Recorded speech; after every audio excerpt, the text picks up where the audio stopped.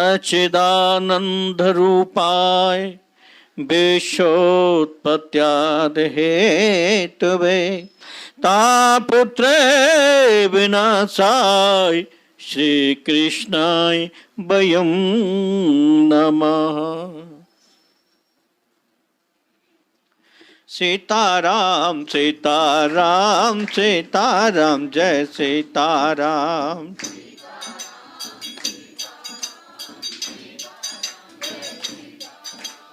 सीताराम सीताराम सीताराम जय सीताराम।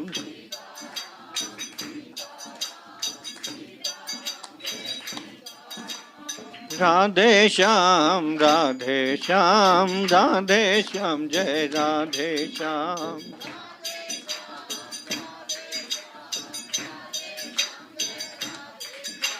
बोलो राधा कृष्ण भगवान है कि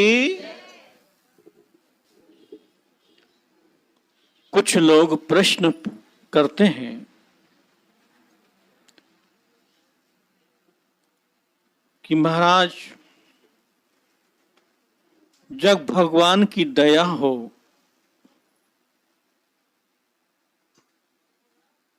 तो फिर उसमें दुख क्यों मिलता है? या भगवान दया करते हैं तो किसी को दुख देते हैं? ये बड़ा अजीब प्रश्न है।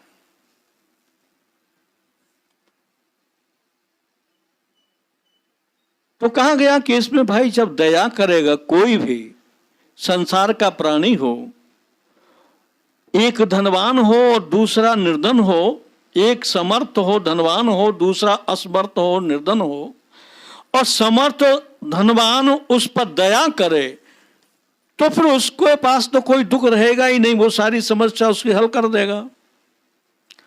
तो भगवान की दया में कभी भी दुख नहीं होता। उसने कहा नहीं महाराज दुख तो होता है दया में। एक सूत्र कहा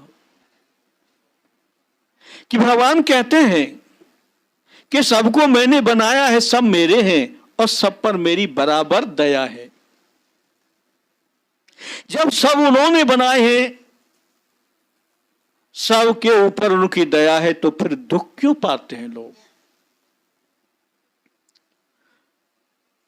ये उत्तरकांड में श्री राम जी ने कहा भी है कि सब मम प्रिय सब मम उपजाए सब ते अधिक मनुज मोहि भाए। सब मेरे प्रिय हैं, सब मेरे उपजाए हैं, लेकिन सबसे अधिक मनुष्य मुझे अच्छे लगते हैं।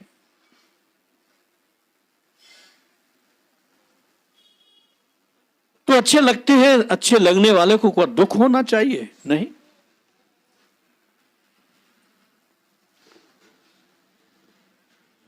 एक सूत्र भी है, नहीं दुख पावत रघुपति की दाया कर्म भुगाहे छुड़ावत माया। ये सूत्र बड़ा अजीब है इसके उत्तर में कि भगवान की दया हो तो उसे दुख नहीं मिलता, वरंच भगवान उसके कर्मों को भुगाकर उसे शुद्ध कर देते हैं और उससे माया छुड़ा देते हैं। माया का छुड़ाना ही उसके ऊपर दया है। शुद्ध हो जाएगा तो फिर जन्म जन्मांतर उसके कर्म उसके साथ पीछा नहीं करेंगे। मैं एक अजीब इस विषय पर दृष्टांत समझ में आ रहा कह रहा हूं और उसे बड़ी सावधानी के साथ, बड़ी जिज्ञासा के साथ श्रवण करना, उसमें बड़ा तत्व ज्ञान भरा है। आपने सुना होगा एक सदन कसाई था, उनका अच्छा प्रकरण आता है, लोग उनका उदाहरण देते हैं सदन कसाई का। तो सदन कसाई अपनी दुकान पर बैठता और उसके कुल के अनुसार जो कर्म किया जाता मांस बेचने का, लेकिन वो जीव का वध नहीं करता था, हत्या नहीं करता था। मांस खरीद के लाता और उसे अपनी दुकान पर बेचता, और उसे पता भी नहीं था एक गंडकी नदी का पत्थर, जिसे हिंदू लोग सालिग्राम कहते हैं, उसको बना करके बांट, उससे वो मांस देता था, तौलता था।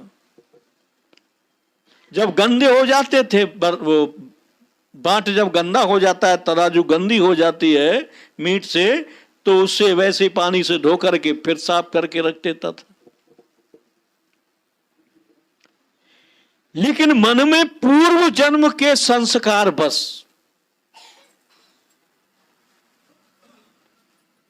भगवान के गुणों में और नाम में उसका स्नेह था। एक महात्मा जी वहां होकर के गुजरे,